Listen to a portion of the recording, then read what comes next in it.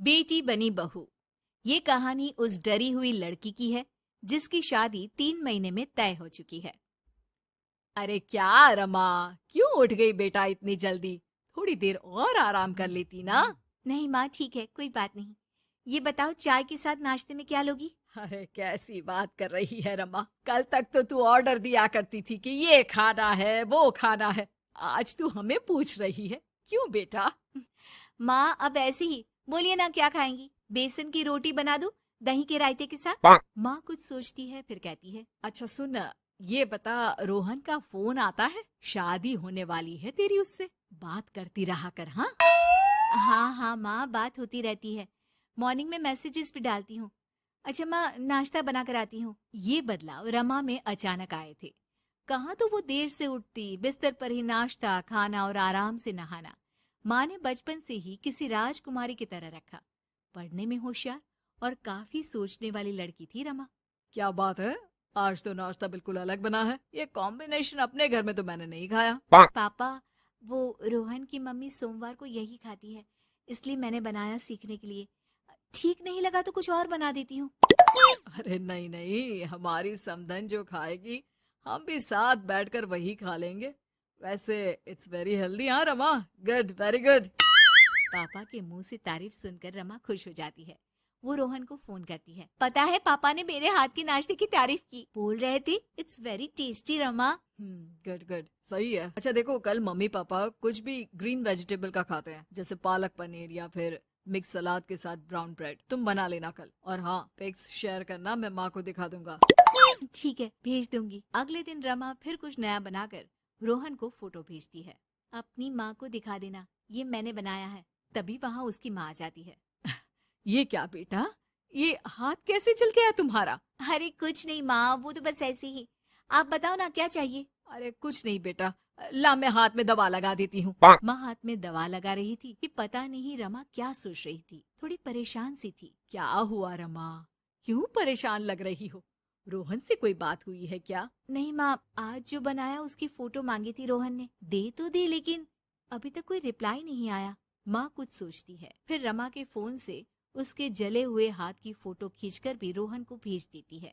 अरे माँ, ये क्या कर रही हो? वो सोचेगा कि मुझे काम करना आता ही नहीं। हाँ तो सोचने देना, पढ़ाई में नहीं मिल पाता था वक्त, जितना सीखा है काफी है। वक्त के साथ ही खाना बनाना, घर संभालना, सब कुछ आ जाता है। थोड़ी देर में रमा के फोन का मैसेज बजता है। रमा के पास रोहन का फोन आ जाता है। माँ को ये खाना देखने में ही अच्छा नहीं लगा। बोल रही थी कि तुम्हें बोल दूं कि अच्छे से बनाना सीखे। ना हो तो कोई क्लास ज्वाइन कर ले, मैं पैसे दे दूंगा। और हाँ, प्लीज यार, ऐसी डरावनी जलने कटने खून खराबे वाली फोटो मत भेजा करो। जल गई क्या? तुम्हें खाना नहीं बनाना आता क्या? मुझे ब्लेम मत करो। मैंने ब्लेम करने के लिए नहीं, बस अपनी सीरियस एफर्ट दिखाने के लिए ये फोटो भेजी थी। वैसे भी मैंने नहीं, मॉम ने भेजी थी, पता नहीं क्यों। ओ यार, तुम्हारी मॉम क्यों इतना इंटरफियर कर रही है? वैसे अभी ये हाल है तो बाद में तो वो हमारे घर में ही ताक जाग करती रहेंगी।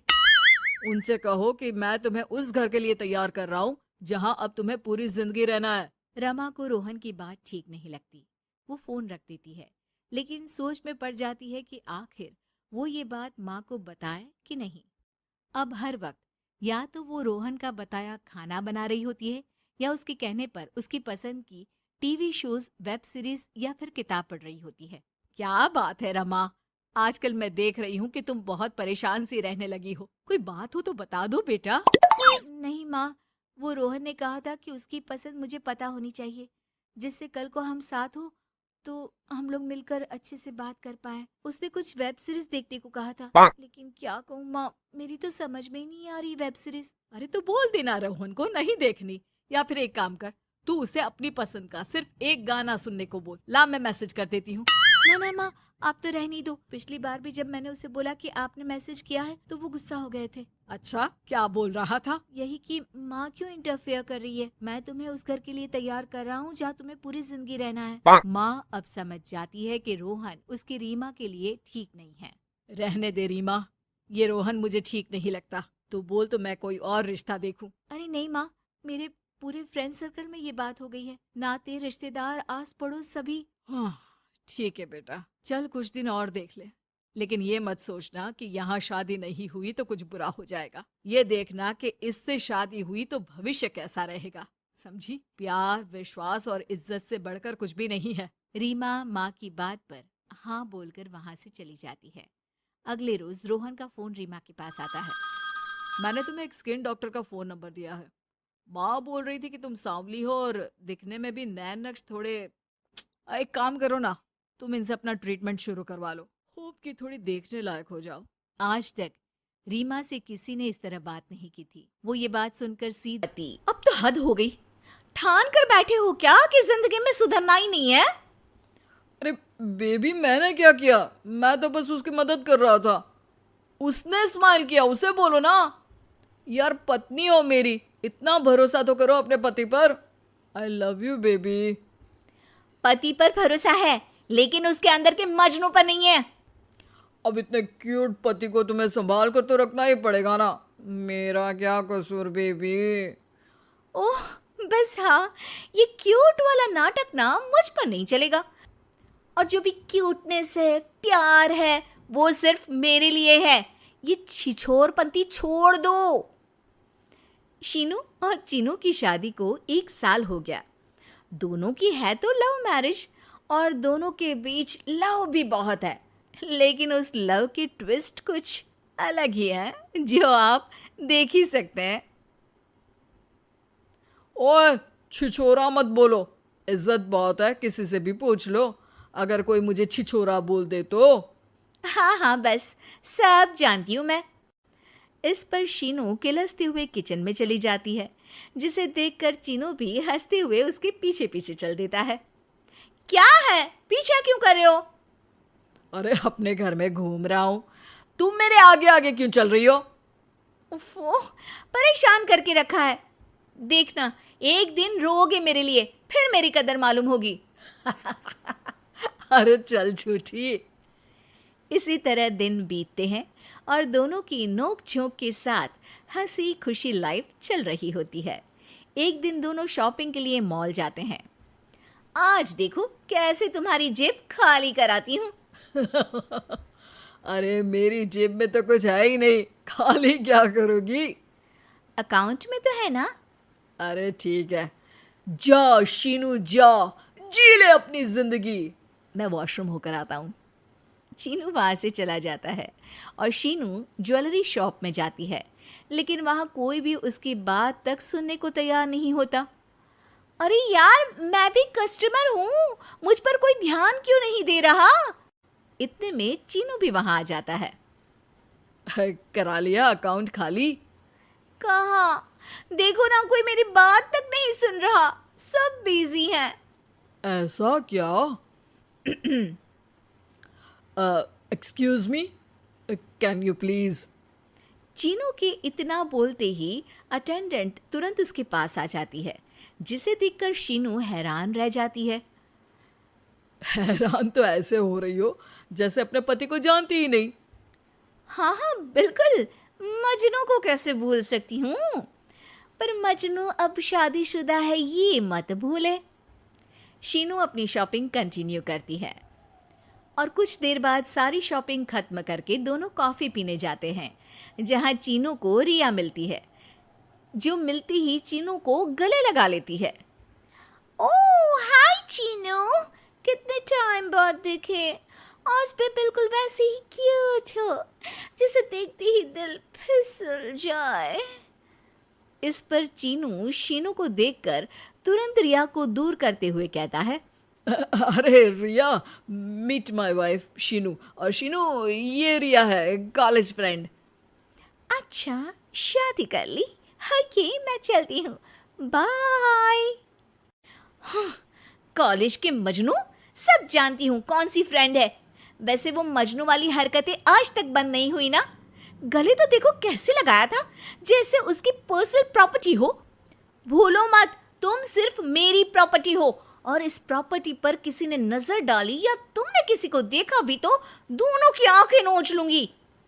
ऐसा बोल शीनू गुस्से में वहां से चली जाती है, लेकिन इस बार चीनू उसके पीछे नहीं जाता। अरे बिना कुछ करे सुना गई, अपने आप आएगी वापस।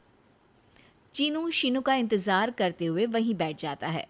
इसी तरह कुछ घंटे बीत जाते हैं, लेकिन ना शीनू वापस आती है और ना ही उसका फोन आता है, जिस पर चीनू घर पहुंच जाता है, पर शीनू वहां भी नहीं होती। ये सब देख वो बहुत परेशान हो जाता है। अरे ये कहाँ गई? इतनी देर हो गई, अभी तक तो उसे वापस आ जाना चाहिए था। चीनू सभी रिश्तेदारों और दोस्तों को कॉल करना शुरू करता है, पर कहीं से भी शीनू का कुछ पता नहीं चलता। कहीं गुस्से में इधर उधर तो नहीं निकल गई? अरे पर जाएगी कहाँ? पूरा दिन बीत जाता है, लेकिन शीनू की कोई खबर ना मिलने पर अब चीनू उसे ढूंढने बाहर निकलता है। अरे कहीं उसे कुछ हो तो नहीं गया? नहीं नहीं, मेरी शीनू को कुछ नहीं हो सकता। कुछ समझ में नहीं आ रहा, कहाँ जाऊँ, कहाँ ढूंढूं उसे। अब चीनू सभी पड़ोसी और आसपास के मार्केट में ढूंढ आता है, पर कुछ पता नहीं चलता। पूरा एक दिन बीत जाता है। चीनू परेशान होकर आसपास के सब अस्पताल में भी चेक करने लगता है, लेकिन हर जगह से हताशा ही मिलती है। मैंने क्या कर दिया? वो मुझे अच्छे से जानने के बाद भी मुझसे कितना प्यार करती है, और मैंने इस मजाक मस्ती में अपने प्यार को खो दिया। गुस्से में न जाने क्या कर बैठी होगी। अब उसे कैसे बोलूं कि मैं उससे कितना प्यार करता हूँ। लगता है मुझे पुलिस कंप्लेंट करनी चाहिए। चीनू के ऐसा बोलते ही उसके पीछे से आवाज आती है। कहा था ना, एक दिन मेरे लिए रोओगे तुम मजनू जी। पता चल गई ना पत्नी की कदर। शीनू को देखते ही चीनू तुरंत उसे गले लगा लेता है। कहाँ थी तुम? पता भी है मेरा हाल क्या हो गया? अगर मुझे टेंशन में कुछ हो जाता तो? वैसे तुम थी कहाँ? चल झूठे, तुम्हें कुछ नहीं होता। वैसे मैं रिया के घर थी। आखिर तुम्हें सबक जो सिखाना था, इसीलिए उसे अपने प्लान में शामिल किया, और आगे का हाल तो तुम जानते ही हो। तुम पागल हो, बिल्कुल पागल। ऐसा कौन करता है? जान निकाल दी। दोबारा कभी भूल कर भी ऐसा करने की सोचना भी मत, नहीं तो मैं क्या करूंगा मुझे भी नहीं पता। हाँ हाँ, मेरे मजनू पति, तुम भी दोबारा मेरे अलावा किसी दूसरे के सामने ये मजनूगिरी मत दिखाना। बुरा लगता है यार।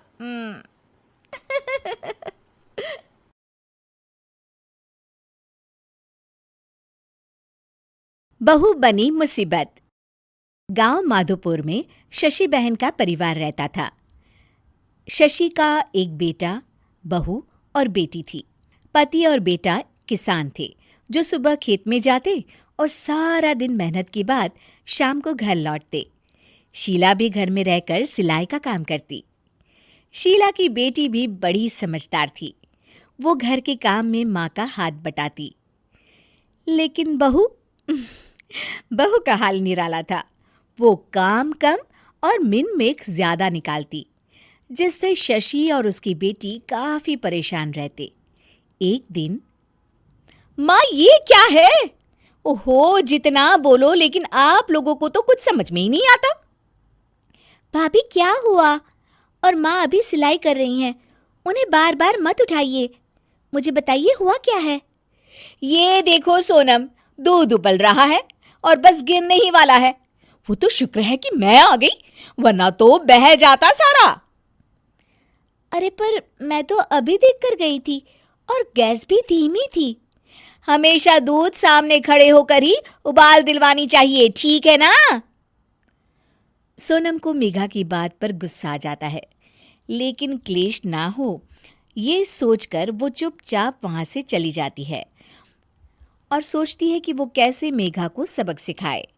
एक दिन मेघा ने कहा, सोनम, अरे ओ सोनम, कहाँ हो? ऐसा कैसे कर सकती हो तुम? क्या हुआ भाभी? जब देखो परेशान सी घूमती हो। खुश रहा करो भाभी, इससे ना स्किन ग्लो करती है। सोनम, फेस तो मेरा वैसे भी ग्लो करता है, देखो, और कितनी गुणी भी हूं मैं। तुम्हें तो शादी करके दूसरे घर जाना है। देखो जरा, देखो अपने कमरे का हाल देखो, सारा संतरे का छिलका जमीन पर फैला है। अरे ससुराल में ऐसे ही रहोगी क्या? भाभी, करना ही क्या है, वहीं पड़े पड़े सूख जाएंगे, फिर पीस कर पैक बना लेंगे। आप भी ना भाभी, चिल करो। मेघा गुस्से से वहां से निकल जाती है। हर बात पर मीन मेक करने वाली मेघा एक दिन फिर चिल्लाने लगती है, माँ, अरे माँ सुनो तो जरा। अब क्या हुआ मेघा, क्यों चिल्ला रही हो? माँ ये देखो, देखो जरा ये कांच का कटोरा जिसे टेबल के किनारे रखा है। अरे किसी का एक हाथ लगेगा और ये गिरकर टूट जाएगा। तभी मेघा के कमरे से कुछ गिरने की आवाज आती है। वो भागकर कमरे में जाती है, जहां उसके पीछे शशि भी आ जाती है। मेघा के कमरे में उसका शीशा गिर जाता है। लगता है बहू, तुमने अपना शीशा कोने में रखा होगा, तभी गिर गया। जरा दूसरों को सीख देने से पहले खुद भी अमल कर लिया करो। वहीं कमरे में पर्दे के पीछे छिपी सोनम हंस रही होती है। मेघा काफी परेशान रहती है कि उसके साथ ये क्या हो रहा है। वो सोचती है कि कैसे वो अपनी सास और ननद के सामने खुद को होशियार साबित करे। एक दिन मेघा सोनम से कहती है, सोनम, आज ना मैं तुम लोगों को चाइनीज बनाकर खिलाती हूँ। देखना मैं कितना अच्छा खाना बना लेती हूँ। फिर तुम भी ना ससुराल जाकर वैसा ही खाना बनाना और सबका दिल जीत लेना। मेघा किचन में जाती है। घर पर आज सभी मौजूद हैं, तो वो लोग भी मेघा के हाथ के खाने का इंतजार करते हैं। किचन में मेघा ढेर सारा चाउमीन बनाती है और हर किसी की प्लेट में डालकर सबको दे देती है। अचानक उसका पति हिमांशु बोल उठता है, थू, थू, क्या है ये, कितना गंदा बना है, छी। मेघा की शक्ल रोनी सी हो जाती है कि तभी सोनम बोल पड़ती है, ओहो भाभी, ये क्या बनाया है? ऐसा बनाऊंगी मैं ससुराल में जाकर, तो वो लोग तो पक्का मुझे भगा देंगे ऐसा खाना खाकर। पूरा घर हंसने लगता है। तभी मेघा की सास कहती है, कोई बात नहीं बहू, कभी कभी ऐसा हो जाता है, पर हाँ, दूसरों को सीख देने से पहले खुद का सही होना सबसे ज्यादा जरूरी होता है।